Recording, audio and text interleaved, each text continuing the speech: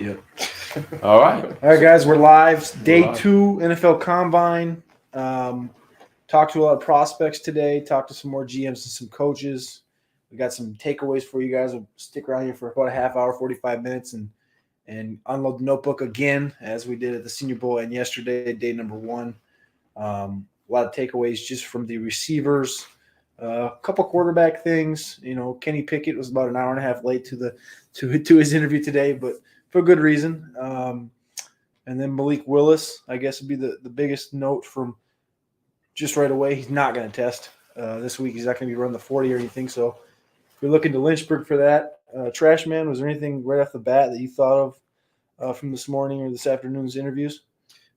Well, I guess the most glaring one was John Robinson's response to my question about Darrington Evans' development and future with the team, to which he promptly replied that he did not play for them this last year.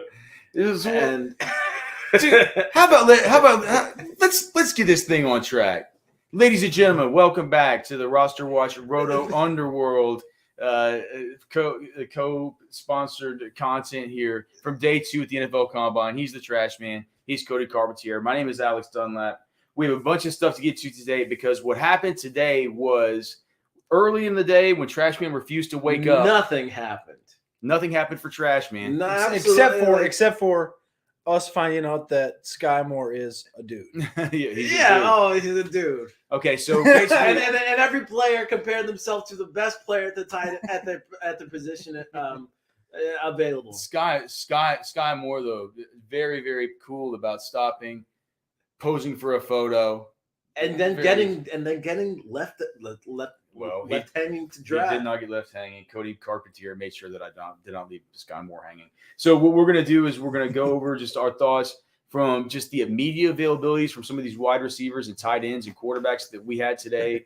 We'll have running backs tomorrow. I also have prize picks pulled up where I feel like I kind of want to talk about some of these 40-time over-unders with you guys. I put in some prize picks stuff here, which was really amazing that my VPN would allow me to do it from Indiana.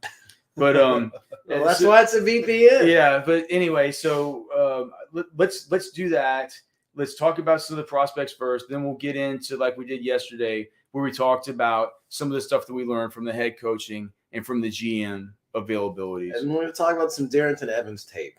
Yeah, well, all right. So first off, it's going to last longer than the real answer. Okay, so Treylon Burks, Arkansas wide receiver. We're going to get to see tomorrow what this guy weighs in at. He said he wanted to weigh in at somewhere between 225 and 228. Plain weight. So I don't know what that means for tomorrow. All right. So that'll be an interesting. That's a good point. That'll be like, so is his playing weight different than what he weighs in at tomorrow? Oftentimes we see these guys maybe come in a little bit light because they're looking to run fast. And let me also say, Cody, I don't know what Pete Bomarito's doing with these dudes in the hallways of the convention center, but they're running around on the carpet in the hallways. I am holding my breath and I'm saying, Jesus, man, I really hope that there's not some weird deal on the carpet where one of these guys ends up, busting their ankle or doing something. They spent the last 3-4 years banging into each other. Right. They have you see all these non-contacts anyways, right. And then you see these guys now. They're sprinting in this hallway, and then you see clips of Malik Willis and Kenny Pickett in the hallway, taking 7-step drops and throwing. It's like, can we get these guys? Just send them across the street. Just go across the street and open throwing or do open it on the stage. There's probably they probably have some sort of insurance. But think about that. Well, insurance. Yeah. How much? How many of these guys grow up dreaming about getting their big insurance check because they're tearing their ACL? I'm just saying there's maybe some insurance clause with the convention center. Okay. Think how bad the NFL would look though if you say Malik Willis tears his ACL in the hallway. The NFL wouldn't look bad. Their idiot trainers would look bad. True. Let's talk about Treylon Burks. He's going to be doing all of his testing tomorrow. Tomorrow we'll get all the weigh-in numbers. We'll get everything else. The way that they're doing it this year is just wild because it used to be, they would weigh in and they would do their media availabilities, and then they would bench press on the same day. Then the next day, we would have the quarterback, wide receiver throwing sessions. These guys now on Thursday are going to have to. They're going to have to go do their weigh-ins. They're going to have to. They're going to have to bench, and they're going to have to do the on-field stuff. Clearly. I mean, bench doesn't matter for do quarterbacks even bench? But I would imagine it's like those guys even work out. It would be idiotic to do a bench press dude? before your throwing session, wouldn't it? That's a full day's work. Like, Yeah.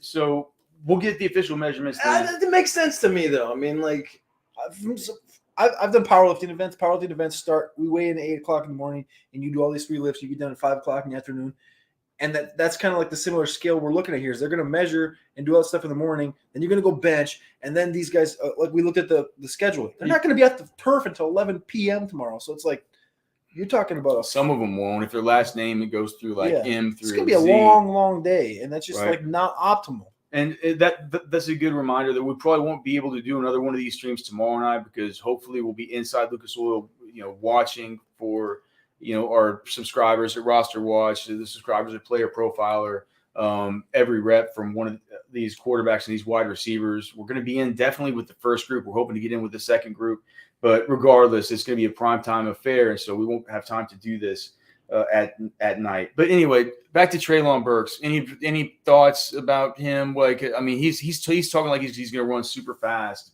I don't what the over under is over on Prize Picks. He was not one of the ones that I identified when I first went through with my initial runs. It looks like they have him at a 440. 440, yeah. And I mean, again, what's he going to come at? Is he going to come in at 220 pounds?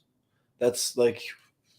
If he comes in light like that, like it wouldn't surprise me if he clicked, because that's been the rumor. The rumor has been like that 439, that 440 area. So it's kind of ridiculous, but God, man, that's going to be something to watch. The other interesting thing about Treylon Burks, people asked him about the fact he's like, man, you played 75% of your snaps out of the slot in college or in this last year.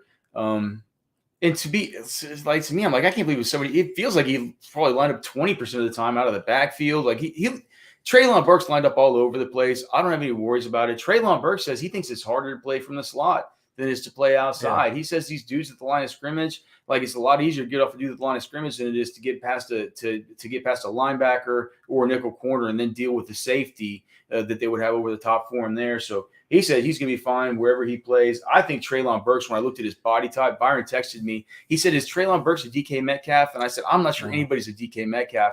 But, I mean, Metcalf a DK Metcalf? My original comp for him was an A.J. Brown, and I feel like that's kind of become sort of popular because people asked him how he felt about that comp, and he said that he liked it. Versatile guy that played a lot out of the slot in college. People wondered if he could play outside.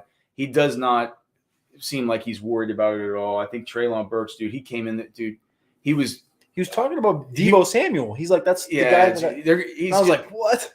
NFL teams it's clear that NFL teams are talking to him as a utility player that can do all kinds of stuff, like some sort of freaky Deebo Samuel meets, the Cordell Patterson role of this year. Like I'm not sure he'd be getting carries out of the backfield like Cordell. How about Andre Johnson? We got a 6'2", 225 pounds.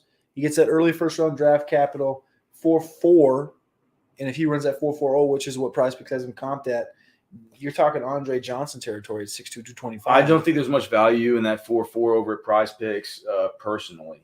Okay, what about there are other ones that are much better. No, from a value standpoint. Yeah. We think that's a close. I think that's close. I might pick the over. Yeah, it's close. All right. What about George Pickens? The one thing I noticed about Pickens, man, that dude's all business. He was still like, he's all business. He's a super serious cat, man. Like, he's not here joking around.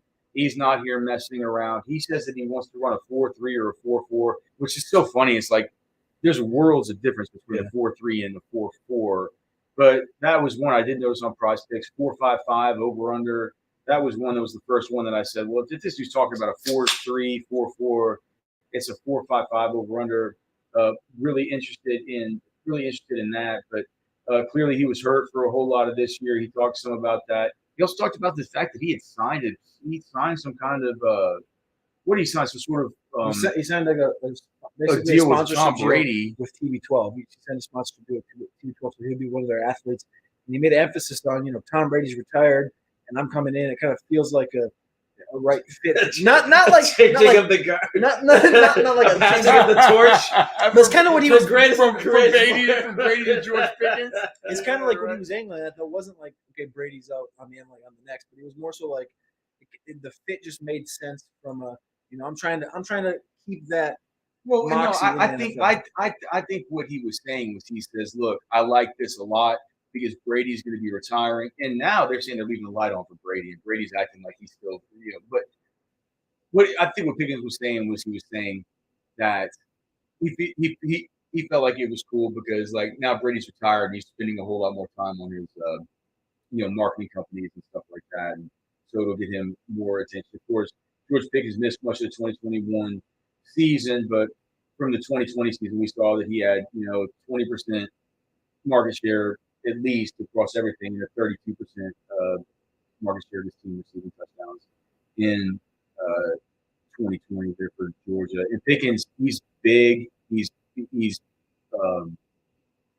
big through his shoulders, big through his chest, big through his arms, like some kind of Des Bryant or something like that. Like I originally kind of compared to maybe a Mike Williams or a Corey Davis, but when I saw him, I kept thinking kind of he looked kind of Des-like. Yeah. So when I asked him, I said, who you model your game after? Who do you watch the most? What kind of like fits in that role? He said Devontae Adams, and then he said, I'm bigger than Devontae Adams, and he was dead serious about it. And then I said, with that, what translates to the NFL best? And he's like, my ball skills. I'm best around the ball and downfield, and then causing penalties against defensive backs. And then that's after the 4-3 thing where it's contested catches too. Contested catches, yeah. That's with the ball skills, but like. And then the 4-3 thing, which I didn't want to really jump over, but when he said that, he's like, when I say 4-3-4-4, that's what I mean. And when I say that, people say, whoa, but I know I'm that fast. So that's like, and you said all business. He was strictly all business. It was like, I'm running 4-3-4-4. Yeah, I'm there. Like he wasn't having much fun. Yeah. Some of these guys were having some fun talking with the media. I would say, let's talk about Chris Olave, Ohio State. He wasn't a guy having much fun either. He was all business himself. He's a low key kind of dude. Yep. And it's kind of funny because we've talked about the dichotomy of Chris Olave and Garrett Wilson at Ohio State, sort of the difference between the two players. Olave seemingly a little bit more, just not viewed as being as dynamic, maybe a little bit more workmanlike. He's the Alvin Harper to Michael Irvin. But here's the Cody always says it's a Jarvis and an Odell Beckham, and I don't agree because Jarvis was not the athlete that Olave is. And I know that I went on Matt's podcast. I went on the Mind Dimension podcast over at Roto Underworld Radio with you after the Senior Bowl. We were talking about Garrett Wilson, and I had said, I had much more exposure to Garrett Wilson because he's a Lake Travis High School guy. That's where I live on Lake Travis. Maybe it's the Greg Jennings to the Devontae Adams. I just doesn't Greg Jennings hate Devontae Adams? I thought that Olave was. I thought that Garrett Wilson was just such a virtuoso, such a go up and get it kind of guy, such a one-handed grab, sticky hands kind of guy. But the more and more, I don't want to go back on my take from that show. But the more and more I watch Olave, man, I think Olave is kind of a freak too. And I think on his state displayed circus catch ability, dude, all over the place. The thing is, he's more multifaceted than Wilson. I think he can do everything Wilson can do. I think he can do more than his craft. His craft is more of a chain mover. His craft is more refined. He's the all-time. He's a better route runner. He's the all-time leading touchdown scorer in all of Ohio State history as far as wide receivers. I mean, he's just like Trashman says, he's a quarterback's best friend. But you take all that stuff, and when you think about that kind of stuff, you think about how workmanlike he is and how this dude can move the chains and what a good route runner is. You forget the fact, like you look, we say it, like. Prize Picks should be paying us for this show, by the way. They're not. We're not. Like, this isn't any sort of ad for them. But I mean, they had the over under on his 40 time at 4.42. He's fast. And we were talking with an NFL scout when we got in here on Monday night, Cody. Yeah. saying that you guys are gonna be surprised by how fast Chris Olave runs. Yeah. Just like so, he runs this fast. He looks dynamic. He's so good with his separation. He's a stop-start freak, cut on a dime dude, a quarterback's best friend, sticky hands, workmanlike, but has that so with Olave, I like the way he came in. He was business-like. I feel like he had a good day up at the podium. I thought Garrett Wilson had a good day at the podium too. Yeah, I didn't see Garrett Wilson before he jumped to him. I just wanted to say a couple of things that Olave did say was when he was pressed. Are you the best route runner in this class? He said, "I feel like I'm the greatest. I feel like I'm a great route runner, but that's up for you guys to debate." He was kind of like pushing like that's a media thing. I don't really care about that. And then it basically said, what do you need to do this week at the combine? He said, I don't need to prove anything. I just need to go out there and be me. So it seems like he's pretty dialed in. He's pretty confident in his process. And he doesn't really let the outside noise kind of come in. I truly wanted to ask both Olave and Garrett Wilson who was the better wide receiver between the two of them.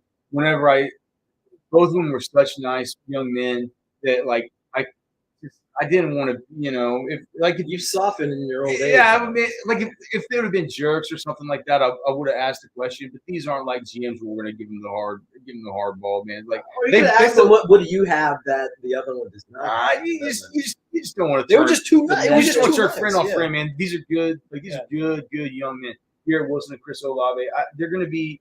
And golly, what a job Brian Hartline has done at Ohio State with these guys. You got my guy Jackson Smith and Ben Jigba coming up right after these dudes, and you can see why Garrett Wilson would leave the state of Texas to go to a place like Ohio State. We got a comment in the chat. I got to say it's kind of funny. Y'all should make a bet on Prize Picks, and the loser takes off his hat. Because I didn't realize we all got hats. No, we got hats. But anyway, and Alex has this weird hunting hat.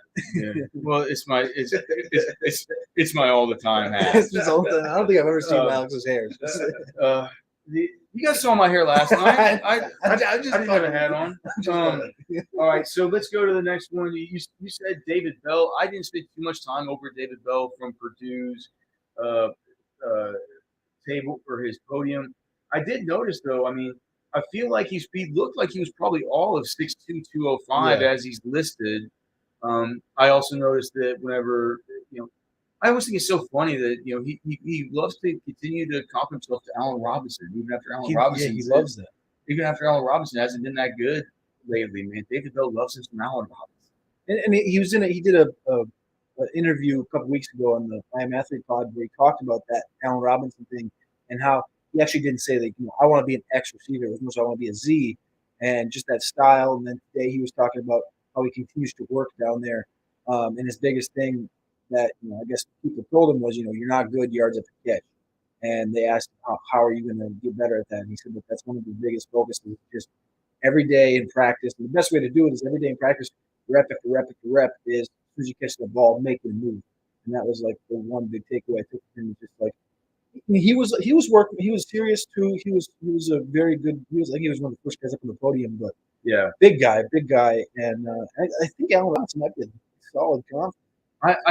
I kind of think he reminded me of Rashad Bateman when I watched him. Rashad Bateman's look, he's going to be 21 in his rookie year. Rashad Bateman's not that much different than Allen Robinson in the sense that when Allen Robinson was coming out, he was a guy that could do everything. Look, man, that was a chain mover. David Bell plays absolutely fearlessly. It's not what he does after the catch. It's what he does before the catch. It's what he does to sell his routes. He's very, very, very crafty. As far as a route runner, he's slinky, he's silky, he's very good. I was just wondering if he was going to be as big as advertised. I feel like he is, and to me that bodes well for his ability to, continue to improve at the NFL level. And we're seeing these mocks come out where Bell and Bucky Brooks' latest mock when forgot where he went. He went somewhere in the first round, maybe 32. Yeah. He's been all over in that the entirety of the second round, and then the first. Did you? I'm looking at some of this stuff, and I'm just seeing Jalen. I haven't seen Jalen Tolbert. Tolbert was in the corner. Okay, they jammed him in the corner, and I walked over there, and there was like a handful of guys over there, but he just kind of was.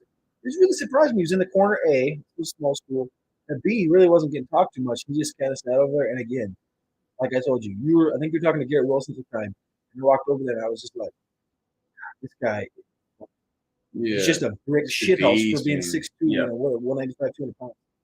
He's going to be a guy. And I just, What about Drake London? You go over there and you see him, and he talk. You ask him what his best route is, and he says any route's my best route. He's a very confident young man. I'm not sure how fast. I'm still working on my final evaluation on him. I'm not sure how fast he's going to be, and we're not going to find it out here. Did he say he's not going to go? Yeah, the way he worded it was, I'm 15% away from getting 100%, and that he plans to run his pro day. But So he's 85%. That's what I'm saying. It's the weirdest thing ever. Okay, but think about that though. Like, so maybe at one point he could have ran a 4.45, and he's hurt.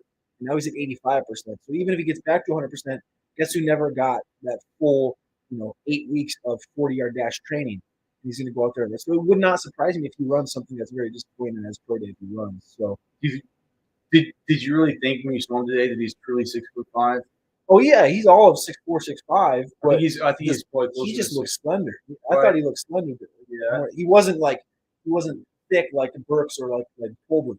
Yeah, whenever I saw him, I was maybe expecting to see him in person. Not that I thought he looked slight, but I just didn't think he looked like just the biggest, the biggest Wasn't beast overpowering. that I'd ever seen. And Yeah. we've heard all this talk about wide receiver one for Drake London and some of that stuff. I still, like I said, I'm still finishing the evaluation. He's not overpowering. He's not. He doesn't have a wide shoulder. That's what it is. It's not a wide. Well, I mean, and that's the thing. You don't. I mean, to be honest, like probably a wide. I'm not sure how good a wide shoulder build is for you as long as your wingspan is. As long as your wingspan is long, because you can go up and get it better without, what I'm saying, without the hindrance of your shoulders coming out this far as the distance from your neck. But look, man, I thought that he was a good interview. We'll kind of see how things go tomorrow. Did he say whether he would be doing on-field drill? Is it no on-field drills? It's no nothing? No, he's not. I don't think he's going to do anything. Okay, so it's no nothing from him. I did not really get to see much of Christian Watson. I didn't see him at all. I saw he was over at the far back podium. Wandale Robinson, that was one of the first dudes out from Kentucky. And he's the guy that Trashman said. He's like, Trashman did that evaluation. He's like, I don't know if this guy's a running back or a wide receiver or what. Is he tall? They said listed at 5'7". Is he 5'7"? 5'7". I would That think seems short. I would think that seems short. And when I saw him today walking up, he didn't feel like. No. I would think he's probably if he's listed at 5'7", that's definitely his true size, because he's certainly not being over. Yeah, He's really being listed at 5'7". listed at 5'7", and when they had a picture of him next to Rondale last year, they were yearly. He looked like Well, I mean, let's just think about it. Calvin Austin at the Senior Bowl was 5'7" and 3'8". Yeah. Wandale Robinson is as tall as Calvin Austin. Yeah, we have like 5'11" on here. 5'10", 5'11". Was that his unofficial listing? That was his unofficial listing. I mean, and I didn't disagree with it. Yeah, he's not. He's not 5'11". He's not 5'11". But he's a big guy. He's stocky. He's built. Wandale. Yeah, like I said, I thought he was a running back because I was watching the tape. I like to go back and see. Is this a wide here's the receiver thing, I'm though. watching? Here's the thing. If you Catching go so many passes out of the backfield. If you thought he was stocky and built, if he was 5'11" and he really does weigh 180, 185, that's not really that stocky or that built. 180, 185 at more like 5'9" or 5'8", that's kind of stocky and built. So I think that's probably where we'll land. I mean, all this tomorrow won't even matter. So let's not talk about us projecting Wandale's height and weight. I know that whenever he was talking, he was saying all these guys, man, they talk about Devontae Adams and these dudes who are sort of the Wandale types, the Treylon Burks types, these types of guys that all they want to talk about is Deebo Samuel. Deebo has become like a prototype dude that players model themselves after, and I just love it. Well, if there's somebody who reminded me of Deebo Samuel, I guess in some sense, just the amount of action he got out of the backfield. It was Wandale Robinson. He certainly models his game after him. Other than that, I'm sorry. I was just gonna say, other than that, like the same size, same body type would be Sky Moore, who we talked about. What was your takeaway from Sky Moore? I know Trashman wasn't awake for that, but I love just Sky. I love Sky Moore just as a dude. I mean, as far as whenever you watch his tape and you look at what he was able to do. You love this tape? Western. Yeah, I just thought, well, I mean, how could you if you just watch I watched his tape and I thought he looked like a Jag to me on tape. He looks like a Jag that has 40% of his team's receptions, 39% of his team's. And I'm saying that maybe that's why. Maybe it mitigates it. The fact that like he got so much action, and he's got great hands. He's got maybe the best hands in this class. And I think that combination, bodes well for someone like that. But a lot of the tape I watched was him catching the ball and falling down and getting tackled. I think you might have missed some games. Like I'm not sure. Like his hands, PFF has him with 4 drops in 2021, so that's more than a lot of these guys. But I do agree. Generally, he looks like he has really good hands. He's a tackle breaker. He's good in space. But he certainly. Dropped only 7 balls on 177 catchable career targets. Yeah, that's kind of good. That's pretty good. It's kind of good. That's pretty good. It's pretty good. But, right. Think about 7 balls, 106. It's like a 3%. Okay, fine. So it's probably. I think I might have watched some of the ones where he had a few drops. But I like Sky Moore more than you. What are we talking? I'll tell you what. Maybe you like Sky Moore. I don't. I'm just saying from the tape. I just like. How can you say he's a Jag? He is the offense. No, it didn't line up to me. He's the offense. I understand that. But he just, I didn't see a special player on tape. Okay. Well, he didn't pop. He's got the moxie. I thought the film was requisite. Obviously, we talked about the numbers already, 40%. When I saw him, it was just one of those guys that you walked up on, and he was in the side tables as well. And he's a guy that just literally had like 3 people around him. And the energy was just like different. When you were like, okay, what's up, Sky? And he was just boom, right there talking, positive. He was not sleepy. Like there's some guys show up, they were just like he loves talking football. He loves talking football. And my favorite thing was, on your mentality. And this is some of my favorite questions, kind of, how I judge these guys is. And he's like, what's your mentality when you get the ball in your hands? And he goes, well, I want to score, and I don't want you to touch me. And it's like, I don't know. I really like when they attack questions like that. It's like, well, I like. How you gonna score without touching somebody? Be great in this offense, and I want to help my quarterback. It's like I want to get the ball, and I don't want you to touch me, and I want to score. The Alabama guys, Jameson Williams and John Mechie. It's hard to really know with them. They're not going to work out. Of course, they're both coming off of injuries. John Mechie, he's expected to be medically cleared by June. I'm not sure exactly when Jameson Williams is. His injury occurred, very, very in the 6 weeks. He had surgery 6 weeks ago. Yeah, in the college football playoff. And so, but the positive on him before you move on past him is he said that he was walking no brace. I watched his ass walk up. Like everything was fine. Perfect. And then he said there's no brace. He's been doing running motions in pool. So and that's 6 weeks is. I had a couple of the fantasy doctor guys on Twitter reply, and they're like, "Holy shit, that's impressive." He looks fine. There's no brace. And they said, "How would you feel like right now moving to like training camp? You think you'd be ready for training camp?" And he's like, "I'm not going to force anything, but obviously that's my goal." So I think his head's in the right place. Yeah, I think it is too. These other guys, we've talked a ton about the Senior Bowl dudes, the Calvin Austins, we almost got no dubs today. Yeah, but Romeo Dubs ended up coming out. That was my favorite. I don't know, man. You got anything on the rest of these? Braylon Sanders. Danny Gray. We talked about him before, man. He did say that he was hoping to run a low 4.3s 40.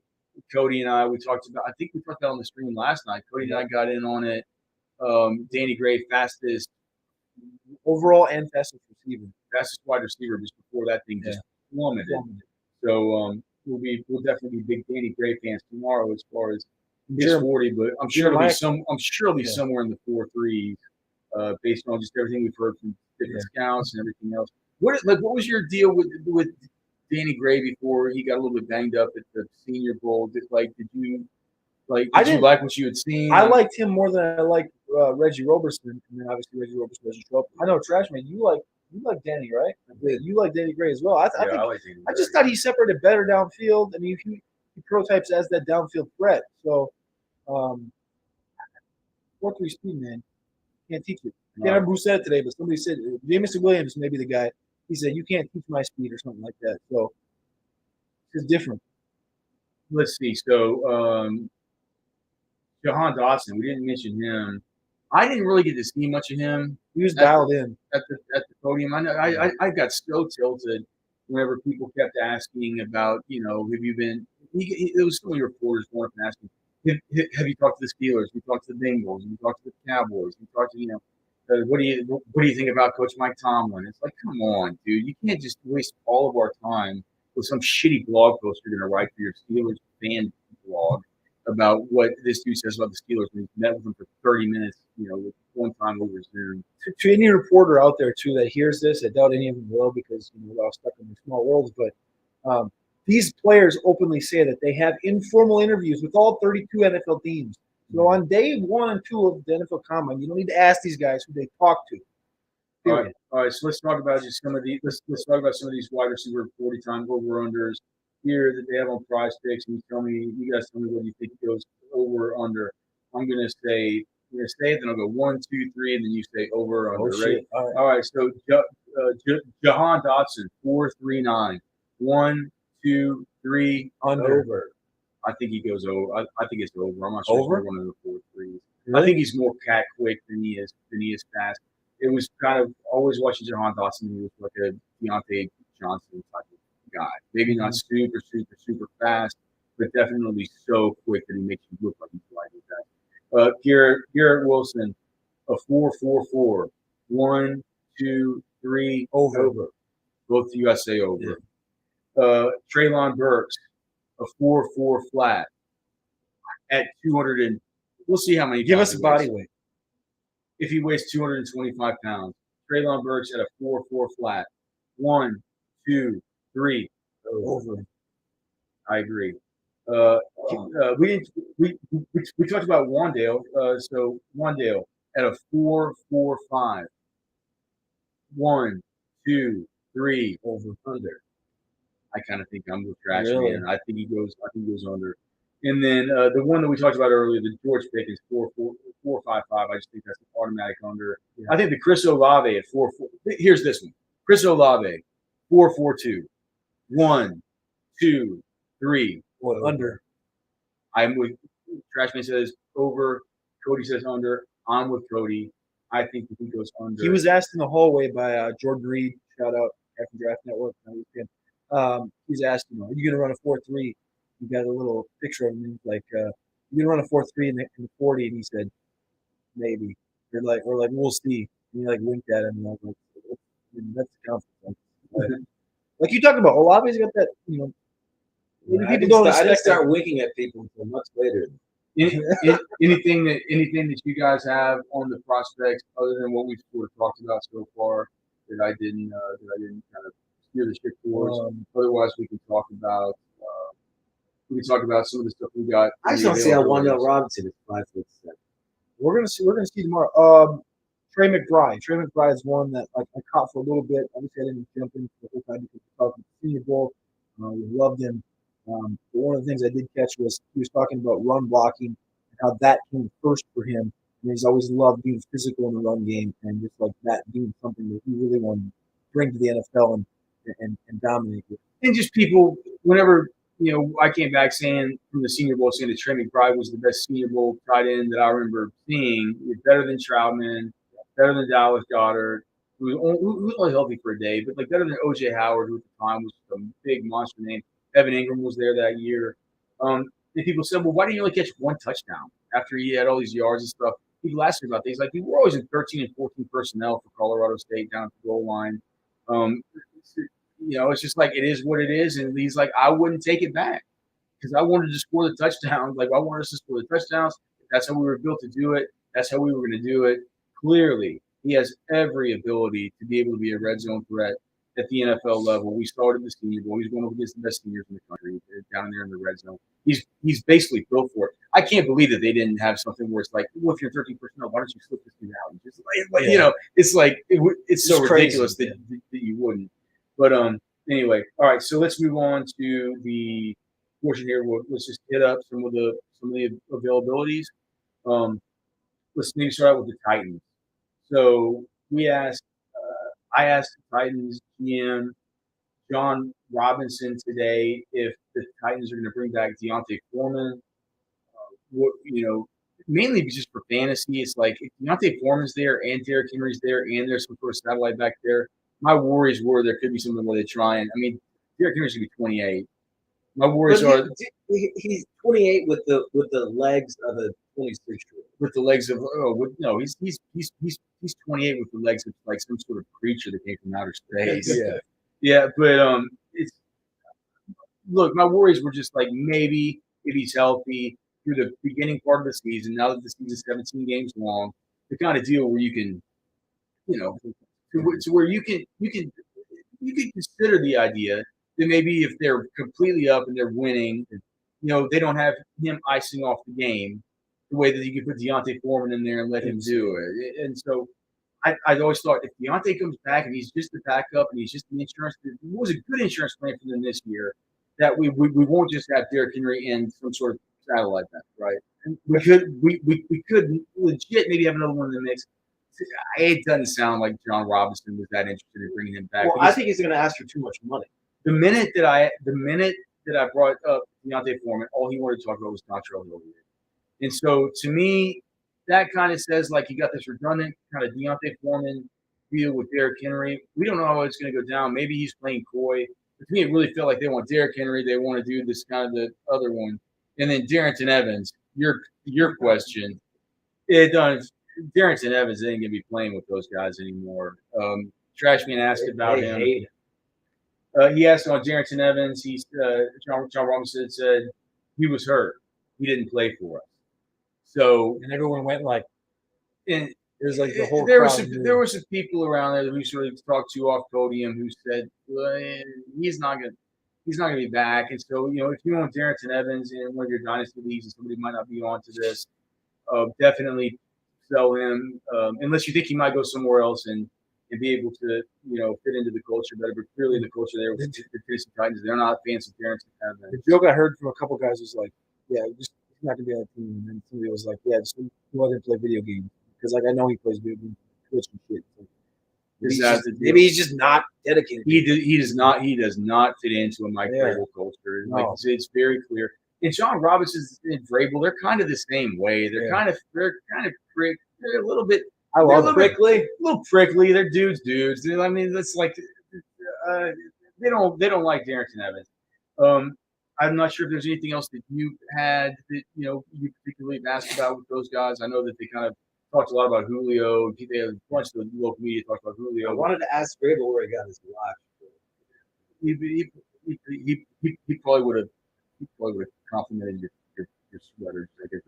Yeah, you would have caught some. Vrabel's not scared to go after me. It's kind of fun watching, but that's one thing reason I didn't really go after him.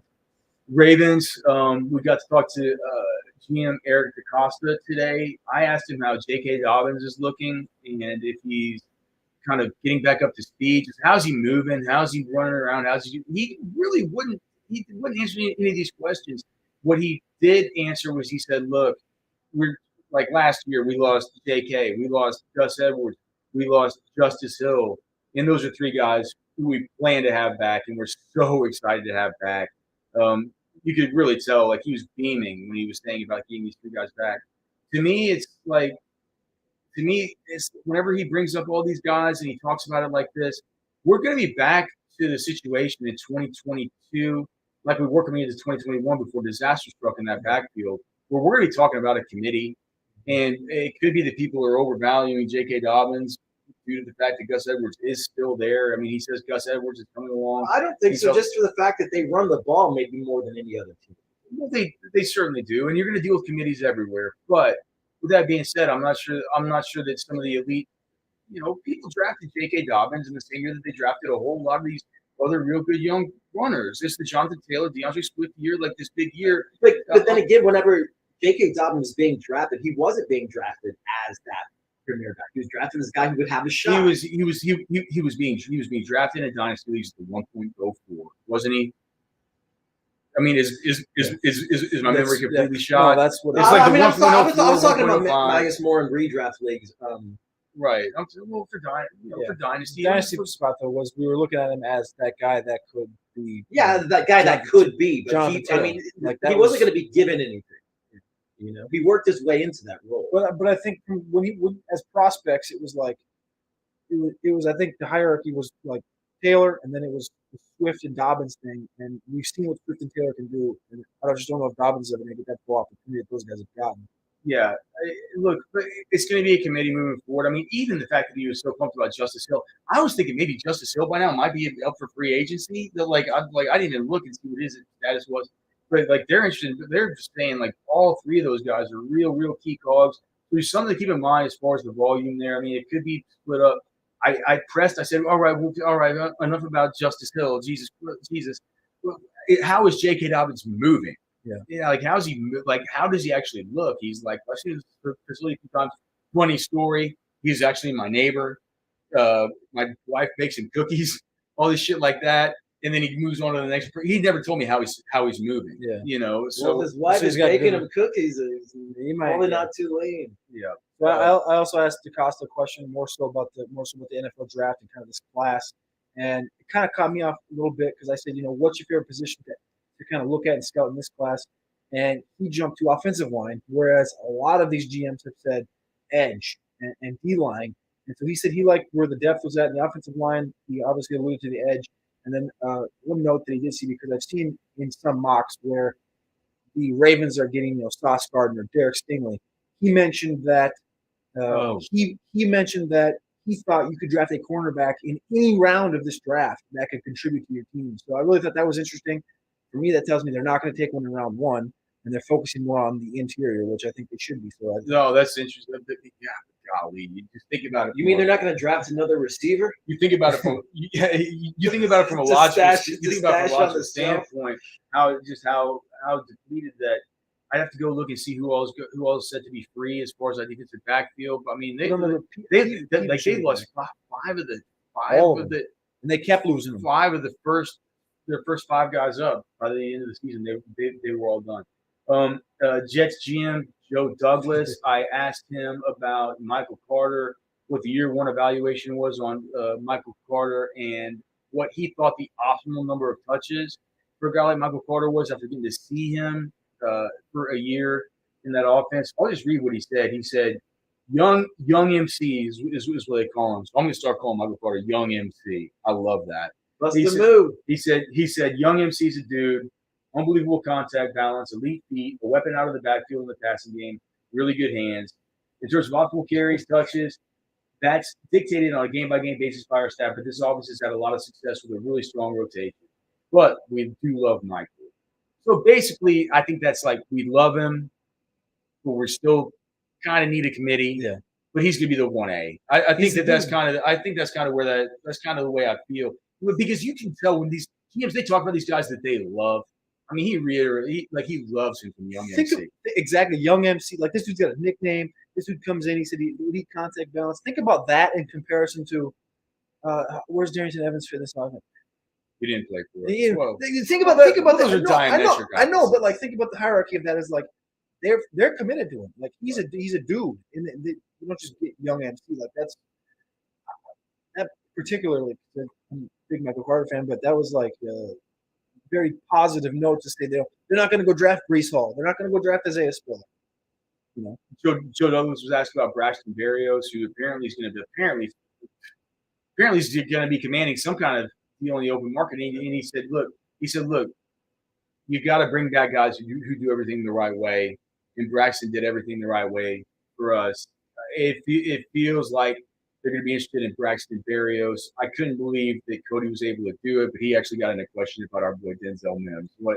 My boy, I fit it in, and I didn't really want to go back to the well, but I did. I said, where does Denzel Mims fit in here? We got all these fresh faces: Barrios, Elijah Moore. I didn't really want to say Corey Davis come over here, And I said, has the ship sailed? And he went back to no, I wouldn't say that.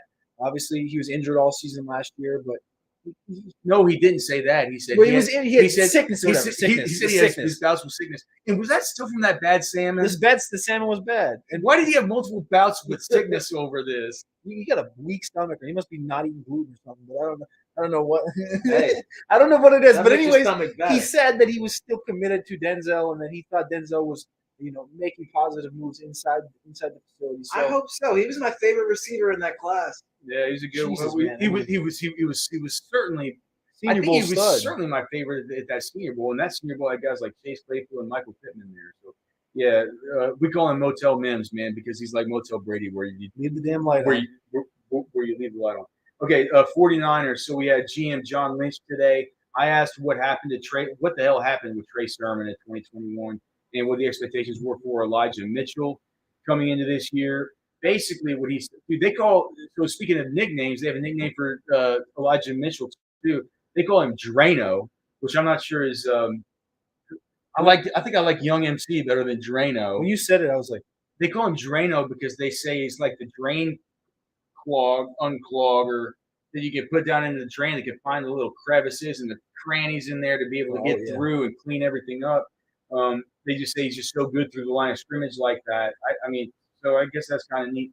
He just said he showed a ton of toughness, playing through these injuries that a lot of guys would have not wanted to play through, and he's had a really, really good year for him. And you saw towards the end of the year, as John Lynch said, how much playing time he got. As far as Trey, he just said Trey had to make an adjustment as far as how he runs the NFL, and he gave him a bunch of lip service because he picked him too early.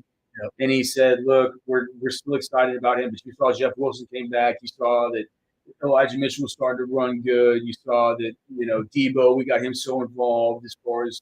And we like having Debo involved like that. It's just like it's kind of crowded. And to me, I'm saying, like, how can you be that excited about him when you're talking about the fact that he can't get involved in this platoon, even when Raheem Mostert was hurt right off the bat? So I think that's kind of some lip service. I'm not going to be buying too much into it. I'm not sure where I'm going to be able to get any kind of value next year at least as far as redraft from the 49ers. Maybe unless you take Trey Lance late, because it just feels like with these running backs, Debo Samuel could always swim lead. But what if the whole Debo Samuel rushing that rushing role was unsustainable from last year? He said a few weeks ago that he wanted to be. I can't remember if it was 1,000 or something like that. That was like one of his goals. That he thought that was. Elijah Mitchell said that he could play running back. He said Debo could play running back, and then Debo was asked about it. He goes, I could go for 1,000, and it was like, that's crazy, but like. If that's even in the thought, and he brings that up to Shanahan, and they're like, "Yeah, we're going to keep using you," I think maybe Ayuk could get the That's about it. But again, if Lance is a quarterback, it's like, it's going to be a little weird. I mean, you got Kittle, you got Debo, you got Ayuk, you got Trey Lance, who's looked like. I mean, it's like he's going to run the football, but I mean, it's going to be a much lesser volume, I think, as far as total pass attempts. If that guy's in his first year, so I mean, but Ayuk was lauded on his ability after the catch. I know, but how many of these guys that are lauded? I mean, that's how they built their team with dudes who are dogs after catch. What Debo is. It's what Ayuk is. I mean, so it's a guy who maybe doesn't need that, really high volume. Well, look, man, that's going to be an up and down player in fantasy football, as you know, Trashman. I'm not going to be too interested. All right, let's go on to the Panthers here. GM Scott Fitter, he talked about CMC's injuries. Just people were asking, is he injury prone? Clearly, CMC was a big topic of discussion. He says his injuries, if you look back at him and you really do look at them, they're fluky, right? It wasn't. He doesn't think that they have to do with the fact that he has all this wear and tear on him and that he's just injury prone. He says that there are things that they can do to where they can help him get touches in different spots. One of the things he mentioned was getting touches, getting him in the slot. Less wear and tear out of the slot and maybe out of the backfield. They're working with their staff there in Carolina about ways that they can help him during the week of practice to be able to rejuvenate his body. And he also said, to CMC's credit, he's taken a lot of time and he's been communicating with the team about, practices that he's been looking into about ways he can keep his body kind of ready to go. I think CMC's tired of the injury-prone label. And so for me, it's like we see him in the Well, I'm series. tired of him not playing a full season. Well, look, man, I'm tired of it too. But we saw in the Sirius XM on Sirius the other day whenever we were doing the Sirius show, and the hosts on the channel had CMC at pick 7 as the consensus, and I was like 1.07. Like, look, I was like, this is idiotic. These people don't know what they're talking about. They're being way, way, way too overreactive. You look on Underdog; he's still going at the 1.02. I think that's probably. I've seen him at 101 too. It's gonna be where CMC lands, and I really think that this. I mean, he's going to be 26 years old. You're still going to get people that are going to press that button. So that's what I have. I know that you got to ask Fitterer though about some of your most sweet angels at the wide receiver position. Yeah, so I got to ask Fitterer about Terrace Marshall and Shi Smith and where they fit in the offense.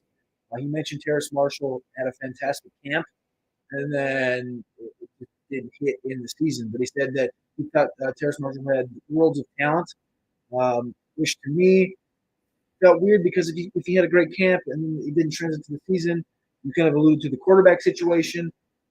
Is he maybe a guy that doesn't show up on the game? He doesn't show up on games. He's a great practice player.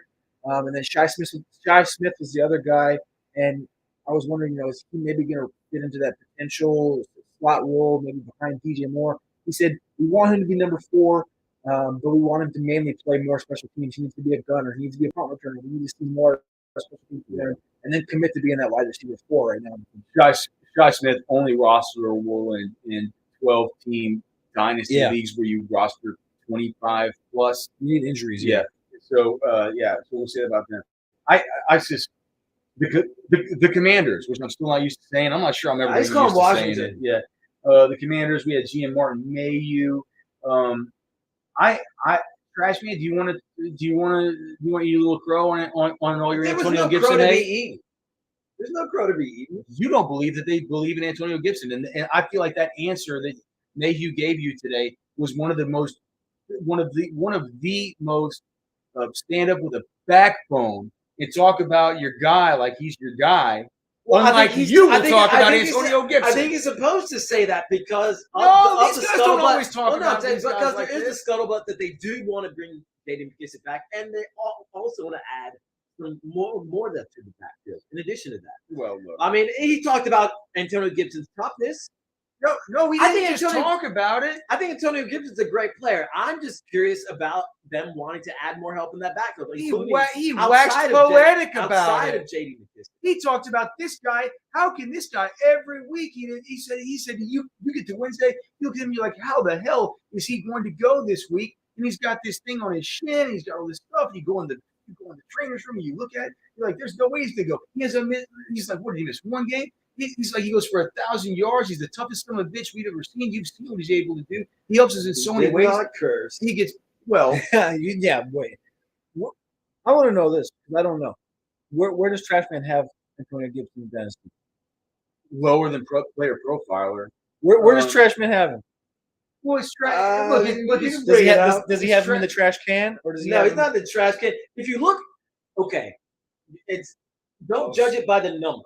You have to look at the guys that he's behind. So let's just see the dynasty rankings. I'll pull them up. The dynasty top 250 at RosterWatch.com. Where's he on yours? The overall number, or the overall guy, or the running back number? Do overall first. So overall, and you probably moved. You probably moved him for one QB. I've definitely moved him up for one QB. I've definitely in one QB overall number 1, 2, 3, 16. 7.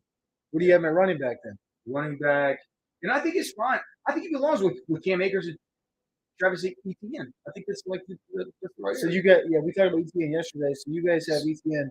Well, maybe you have these. We have Gibson 5, Akers 6, and Etienne down to 11. We have Akers. Trashman has Akers to Antonio Gibson is between running back 9 and 12. Okay. I think we need to bump Akers. I think we need to bump up all. I mean, Akers. Yeah. You saw what Akers was going to do. But here's the thing. I saw what Akers didn't do in the Super Bowl. Here's the thing about Trashman. He's still in love with Nick Chubb being above either of those guys. Really? And to me, I don't understand. Maybe you could explain that here. Like, Yeah, I was gonna say we have him at 17. That's like I mean, Nick Chubb is still, is he 26? 26.1. Christian, you're just talking about how Christian McCaffrey's 26. and Nick Chubb is one of the best pure runners that we've seen ever. Absolutely. And he gets the touches. 3 months there. And he gets the touches, even with Kareem Hunt there. Yeah, but he's not going to get the receiving work of Antonio. That's what I'm saying. You can't have a guy like that and stop. I think that probably that's an adjustment. I think we need to make. And he doesn't have the injury proneness that Antonio Gibson does. Well, Antonio Gibson, how injury prone is he? He played. Yeah, I was gonna say you were worried all week, but he played. He fractured his shin. You were worried all week, but he played. We got injuries. And he was fine.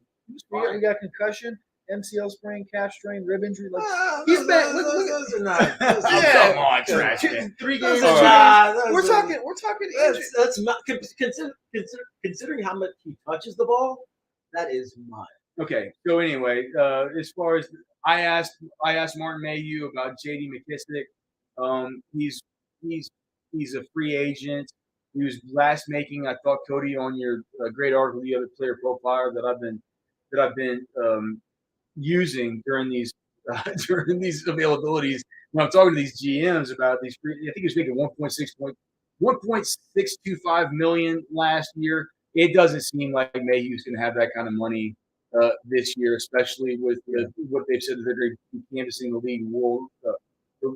They want to bring back Cam Sims, and they're meeting this week with Terry McLaurin's agency in Indy about giving him the extension. So like, there's some things that they got to pay for. They just get Logan Thomas. I can't believe that. I can't believe that Logan Thomas deal. I looked at that today. I mean, they're giving Logan Thomas $8 million a year, and they're paying him for the next 2. So there's some stuff going on there. But they basically said, look, with J.D. McKissick, we want a bag of stuff, but we understand if coming up to the 16th, if there's another team that really wants him, we can't say like, hey, wait around for us. Like we can't guarantee him a spot. And he's out the door. That opens the door for Curtis Samuel if he can stay healthy. Yeah, so that's one other thing you need to think ahead about. Here's the other thing. You might think about the Washington Commanders, the Washington Commanders wide receiver core, and believe that maybe, if you're doing your mock drafting and they might send a wide receiver there. That is not going to happen. Martin Mayhew says that they are very happy with their guys, and they are expecting a big second year out of Diami Brown, which I'm not sure that I believe, because why would they throw so many balls to DeAndre Carter last year whenever he was healthy? Or who was number one? Was that DeAndre Carter? Yeah, I mean, DeAndre Carter was, at the end of the year, he was getting like 9-10 targets a game, which made no sense. I think it's just Taylor Heineke. And here's the thing. I didn't hear a single question about Heineke today. I did. So it was all. I asked about a quarterback. That's all they talk about. Well, and then Mayhew said, "Let me first say that I love Taylor Heineke and love what he did this season." Rivera said with Josina Anderson after we had already left, they did a one-on-one sit down, and Rivera said that they want to go for a veteran. So I don't think they're going to be drafting a quarterback. Well, that sounds like that. I mean, but you remember this time of year, all you're going to hear is lies, lies, lies. But not from your boys here at Roto Underworld and your boys here at RosterWatch. All right, so let's go on to Eagles GM Howie Roseman. Yep. Trashman, this was something from you. I did not even go listen to Howie because I'm so tired. Speaking of liars, I'm tired of listening to this liar every single year. Yeah. Pee on my leg and tell me it's raining about idiots like J.J. Arcega-Whiteside going to make a big step in year 2. I'm done. I'm boycotting him. But what did he tell you about wide receivers? Because you asked about wide receivers other than Devontae Smith. Yeah, I asked him, what he said. Back to make a step forward outside of Devontae Smith. He said, when you look at Quez Watkins, and I was like, Quez Watkins? Well, he said he had a heck of a year, and then he moved to a position that he didn't play in college. So he had to learn. So he had to learn that. He said he was extremely talented, hardworking. Did you have to push him to bring up Jalen Reagor, or did he bring him up? He did not talk about Jalen Reagor. He didn't? No. I heard later when I walked up on there, somebody asked him about Jalen Reagor specifically, and he said, "We just need Jalen to do what we drafted Jalen to do." Yeah. Oh no! Sorry, I was talking about the quarterback. What? Jalen Hurts. Oh, Jalen Hurts. Okay, no. Reagor, the wide receiver from TCU. Yeah. No, Hurts is who I'm talking about. That's who he said he needs to do things. That was in context. with Quez. I thought it was Rager. Because I was talking about the receiver core, and he says he brought up Quez, and he's like, in addition, like Jalen needs to be a better quarterback, basically. Oh, okay. Whenever you send me the transcript from your quote, I thought since you'd asked about the wide receivers. Yeah, it seemed like it was kind of a non sequitur in a way, but it was related to the wide receiver. You asked about wide receivers not named Devontae Smith, and Jalen Rager's name didn't even come up. No. So it's Watkins, baby. Quez. Okay. Watkins, baby. Finally, let's finish. Do you have anything else besides Seattle? Because Trashman has a couple Seattle things. I caught a Miles Sanders quote, and basically it was just like how he said the best is yet to come with Miles Sanders, and because they said he's such a liar. I'm just saying that's what he said. So we got that for a quote. Next year when he gives him 12 receptions and Jordan Howard has 35 carries in a game, then we can come back and liar. Pete Carroll on Rashad Penny, who Cody, maybe could you look this up and see? But did they decline to pick up the 5th-year option on Rashad Penny before he went absolutely bananas and ended up being a dude who you would have absolutely needed to pick up the 5th-year option on after you took him in the first round of the draft? May 3rd, 2021. The Seattle Seahawks declined. Okay, so they declined to pick up the 5th-year option. I would have declined him then too. Trashman asked about Rashad Penny. He said, Pete Carroll said it was so obvious when he was fully recovered. Did he really like a finely tuned Ferrari? Yes. When he got going, a finely tuned machine like a Ferrari. His explosiveness was so obvious. He's super psyched about it. As old as Pete Carroll is, he's the most animated, like, go-getting, like, coach of all of them. We want to get him back. He's on the autograph row, and he's just, like, signing it. He's like, oh, we got some USC Trojans shit. Let's go. Yeah, dude. Okay. Chill out. Dude's got a motor. Chill out. So we got one more guy to talk about. But before we get out of here, just remind you, follow Cody on Twitter at CarpentierNFL. You can find Trashman and I at RosterWatch. Of course, Cody's content over at playerprofiler.com. You can find us at rosterwatch.com. We're planning to have this stream tomorrow unless we kicked out of the second session of quarterback wide receiver drills. Trashman, I'm going to ask you who this quote is about. Okay? I'm going to ask you who this quote is about, and then you're going to tell the audience, and then Cody's going to get us the hell out of here, okay? Here's the quote from a certain NFC West coach. I'm counting on blank to be a big part of what we're doing. We had every intention of that going in. He showed us enough in minicamp when he first got started, but then he got banged up. He never really caught up. He's explosive. He's smart. He's tough. He's going to be involved in the kicking game. I think he'll be a significant part of the offense, and that we can do a whole lot of stuff with him. The player that Pete Carroll was talking about, my man D. Eskridge. That's it, baby.